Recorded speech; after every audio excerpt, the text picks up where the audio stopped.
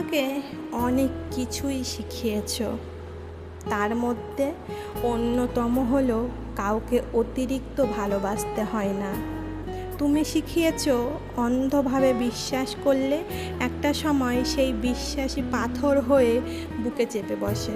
তুমি বুঝিয়ে দিলে সবার সাথে অভিমান করতে নেই, কারণ সবাই অভিমানের ভাষা বোঝে না। তুমি আরও শিখিয়েছো যে মানুষ কখনো ফিরে তাকায় না, তার পথ চেয়ে সময় নষ্ট করা বোকামে। যে কথা একবার না বলা থেকে যায় তা হাজারটা চোখের জলেও আর বলা হয়ে ওঠে না। তুমি দেখিয়েছো নিজেকে ভালো না বাসলে অন্যের ভালোবাসাও তুচ্ছ হয়ে পড়ে।